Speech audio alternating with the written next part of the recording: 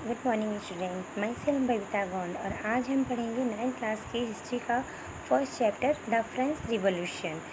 इसमें हम ये पढ़ेंगे कि इस रिवॉल्यूशन की क्या इम्पोर्टेंस है, थोड़ा सा इंट्रोडक्शन, ये कैसे हुआ था, इसके क्या क्या कारण थे और इसमें फ्रांस में उस समय समाज में कैसी व्यवस्था थी, ये सारी चीज़ें। ठीक है, तो स्टार्ट करते हैं। सबसे पहले एक छोटा सा इंट्रोडक्शन। तो ये जो फ्रांस रिवॉल्यूशन था, ये शुरू कब से हुआ था? तो इसकी जो डेट है वो है 14 जुलाई 1789 को ये स्टार्ट हुआ था। और ये जो स्टार्ट किया था किस क्लास में किया था? एक्चुअली फ्रांस की सोसाइटी में कई तरह की क्लासेस थी, तो इसमें मिडिल क्लास के जो लोग थे उन्होंने ये स्टार्ट किया था। और ये क्यों प्रसिद्ध है, क्यों फेमस है? वो इसलिए फेमस है क्योंकि इसके जब ये स्टार्ट हुआ था रिवॉल्यूशन, तो इससे दुनिया में पता चला था कि हाँ, कि लिबर्टी और फ्रेटर्निटी मतलब भाईचारा और इक्वलिटी, इसके लिए ये फेमस है रिवॉल्यूशन। इसके बाद है ये कैसे स्टार्ट हुआ, तो इसके पीछे एक छोटी सी स्टोरी है। तो इसमें उस समय फ्रांस के जो शासक थे, तानाशाह शासक थे, लुई 16, उन्होंने क्या किया था, पेरिस सिटी में कुछ सोल्जर्स को भेज दिया था। तो उन सोल्जर्स को देख के एक र्यूमर्स फैल गया था कि ये जो हैं सोल्जर वहाँ के पीपल को मारेंगे और राजा के जो आए दिन नए टैक्स जो लगाते थे वो उनके ऊपर लगाएंगे और वसूल करेंगे। तो इसलिए वहाँ की जो जनता थी वो इकट्ठा हो गई। वो अबाउट 7,000 पर्सन थे जो इकट्ठा हो गए थे एक साथ, और उनमें मैन वुमेन सारे लोग थे।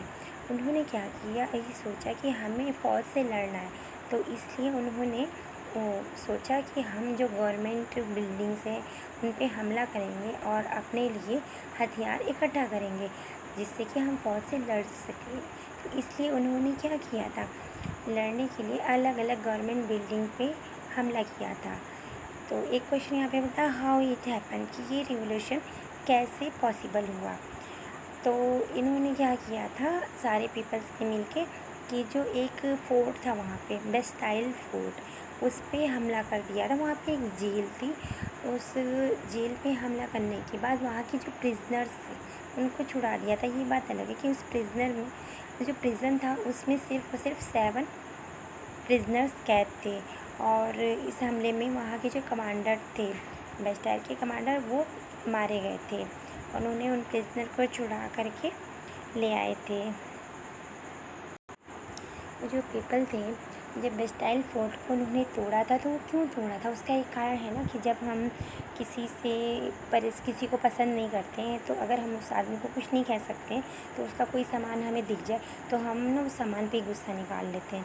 तो वो जो बेस्टाइल फोर्ट था वो वहाँ के राजा का फोर्ट था, तो उससे लोग हेट करते थे, क्योंकि इसलिए उस बेस्टाइल फोर्ट को उन्होंने तोड़ दिया। और तोड़ने के बाद वहाँ के ईंटों और वहाँ के और जो सामान थे उनको बाज़ार में बेच दिया। क्यों बेच दिया? क्योंकि लोग उसको ख़रीद के निशानी के तौर पे रखते थे कि हाँ, ये राजा का फोर्ट था, इसको हम अपने घर निशानी के तौर पे रखेंगे। अब इसके कारण क्या क्या थे कि फ्रेंच रिवॉल्यूशन क्यों हुआ, तो इसके 3 कारण थे। सबसे पहला है सोशल कॉज। सोशल कॉज में क्या है कि जो सोसाइटी थी वो इक्वल नहीं थी, उसमें तीन तरह के लोग थे, मीन्स 3 कैटेगरी थी अलग अलग। एक सबसे पहली थी क्लर्जी, मीन्स फर्स्ट स्टेट, इसमें जो पीपल इन्वॉल्व थे ये चर्च से रिलेटेड थे। और सेकंड थी नोबिलिटी, तो इसके जो पीपल थे वो हाई रैंक पे थे, वो स्टेट एडमिनिस्ट्रेशन से रिलेटेड थे। और जो थर्ड थे वो बिजनेसमैन थे और मर्चेंट थे, शॉपकीपर, कोर्ट से related, lawyer, labour, worker, servant, इस टाइप के जो थर्ड क्लास के लोग थे, थर्ड स्टेट के। तो इसमें सबसे बड़ी प्रॉब्लम ये थी कि जो फर्स्ट 2 क्लास की लोग थे जो उनमें आते थे वो टैक्स नहीं देते थे। इसमें सिर्फ और सिर्फ जो थर्ड क्लास के लोग थे वो टैक्स देते थे, और उनसे 2 तरह के टैक्स लिए जाते थे। एक है टैल, जो डायरेक्ट टैक्स होता था, वो एवरीडे की चीज़ों पे लिया जाता था, जैसे कि सॉल्ट, टोबैको। और सेकंड जो था वो टाइप था। तो टाइप था वो चर्च के द्वारा थर्ड स्टेट के लोगों से लिया जाता था। तो और इसमें सबसे बड़ी प्रॉब्लम एक और थी कि जो क्लर्जी और नोबिलिटी यानी कि फर्स्ट और सेकंड के क्लास के स्टेट के पर्सन थे पीपल, वो पूरी पॉपुलेशन के फ्रांस की पूरी पॉपुलेशन के ओनली 10% थे। और उन 10% के पास फ्रांस की 60% लैंड थी। और जो थर्ड स्टेट के पर्सन थे वो 90% थे अकॉर्डिंग टू पॉपुलेशन, लेकिन उनके पास सिर्फ और सिर्फ 40% लैंड था।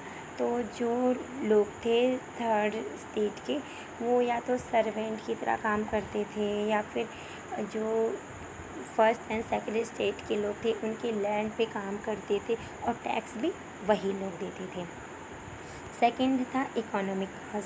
तो इकोनॉमिक कॉज क्या था कि फ्रांस की जो पॉपुलेशन थी वो तेज़ी से बढ़ रही थी, और पॉपुलेशन बढ़ तो रही थी, लेकिन जो उनका हार्वेस्ट था, जो उनकी खेती थी, उतनी नहीं बढ़ रही थी।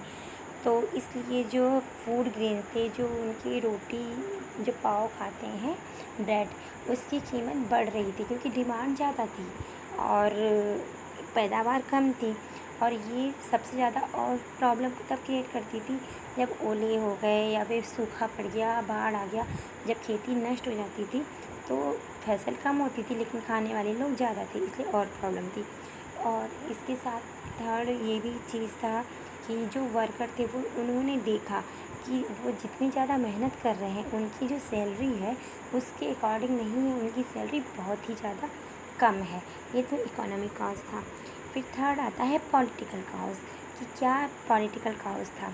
तो लुई 16 जो वहाँ के राजा थे, जब वो 1774 में राजा बने तो उन्होंने पाया कि वहाँ की जो सारे खजाना था, राज का खजाना, वो ख़त्म हो चुका था। तो वो कैसे ख़त्म हुआ था, वो बहुत सारे उपनिवेश थे उनसे युद्ध कर कर के, और कई सालों के युद्ध से वो सारी चीज़ें ख़त्म हो रही थी। ऊपर से फिर जो फ्रांस था वहाँ के जो रेगुलर एक्सपेंसेस थे, मीन्स खर्चे थे, जैसे अपने दरबार को मेंटेन करना, आर्मी को मेंटेन करना, गवर्नमेंट को चलाना, ऑफिसेस को चलाना, यूनिवर्सिटी चलाना, और स्टेट और सारी चीज़ें मतलब चलाना, तो उनके लिए पैसे चाहिए था। वो पैसे टैक्स केवल थर्ड स्टेट के लोग देते थे। तो फिर ज़्यादा पैसे के लिए जो राजा थे वो थर्ड स्टेट के लोगों पे और ज़्यादा प्रेशर डाल रहे थे और ज़्यादा टैक्स लगा रहे थे। तो ये भी एक कारण था कि क्यों फ्रांस रिवॉल्यूशन हुआ। इसके बाद आता है कि अब इसके बाद और क्या क्या चीज़ें होती हैं। तो जो ग्रोइंग मिडिल क्लास था, मीन्स पहले सारी चीज़ें एकदम नॉर्मल तरीके से चल रही थी, लेकिन ये रिवॉल्यूशन शुरू कैसे हुआ। तो जो ग्रोइंग मिडिल क्लास यानी कि वो लोग जो पढ़े लिखे थे, वो जब समझदार थे तो वो उनकी जो अर्निंग थी वो शॉप से होती थी, मैन्युफैक्चरिंग, वो गुड्स को मैन्युफैक्चर करते थे, मतलब बनाते थे, तो इससे उनकी अर्निंग होती थी। उनकी मतलब अर्निंग सर्वेंट से ज़्यादा थी। वो पढ़े लिखे लॉयर थे, कोर्ट से रिलेटेड थे, तो उनको जानकारी बहुत सारी थी। तब उन्होंने डिसाइड किया कि उनको पूरा विश्वास था कि जो बर्थ से जो मोनार्क लोग हैं और जो फर्स्ट और सेकंड स्टेट के लोग हैं, इनके ऊपर जो आते हैं कि मिडिल क्लास का ये मानना था कि किसी भी पर्सन को बाय बर्थ किसी भी तरह की कोई कोई भी सुविधा नहीं मिलनी चाहिए, योग्यता के हिसाब से ही सबको सबकी सुविधाएं मिलनी चाहिए। तो हमारे जो मिडिल क्लास थी उनका ये मानना था। जो फिलोसफर थे उनका इस रिवॉल्यूशन में क्या कंट्रीब्यूशन था। तो एक थे जॉन लोके, उन्होंने एक बुक लिखी थी टू ट्रस्टीज़ ऑफ गवर्नमेंट। तो इन्होंने क्रिटिसाइज़ किया था, इन्होंने वो करते ना क्रिटिसाइज़ कि हाँ इनमें ये कमी थी, उनमें वो कमी थी। तो ये बताया था कि divine and absolute right of the monarch, जो मोनार्क पर्सन है उनके जो डिवाइन और एब्सोल्यूट राइट है, चाहे उसके लायक हो चाहे नहीं, वो नहीं होना चाहिए है। उसके बाद तो जो जीन जैक्स रूसो, उन्होंने बुक लिखी थी सोशल कॉन्ट्रैक्ट। उनका कहना था, उन्होंने प्रपोज किया था a form of government based on a social contract between people and their representative. Means उन्होंने एक प्रपोज किया था कि ऐसी गवर्नमेंट जो है वो कैसी होनी चाहिए, वो social contract between people and their representative. जैसे हम एमएलए वगैरह चूज़ करते हैं ना, ऐसे ही पीपल के रिप्रेजेंटेटिव होने चाहिए, उनके साथ सोशल कॉन्टेक्ट होना चाहिए। इस टाइप का एक गवर्नमेंट फॉर्म करनी चाहिए। और थर्ड थे मॉन्टेक्यूज, उन्होंने बुक लिखी थी स्पिरिट ऑफ द लॉज, और उनके अकॉर्डिंग जो लेजिस्लेटिव यानी कि जो विधि वाले होते हैं, मतलब जो कानून जानते हैं और जो उनका पालन करवाते हैं, और जो न्याय तंत्र होते हैं, इनके बीच गवर्नमेंट के पावर को डिवाइड करना चाहिए, इस तरह से रूल बनाने चाहिए। तो आज के लिए इतना ही, और आगे पढ़ेंगे नेक्स्ट टॉपिक में। Okay, thank you.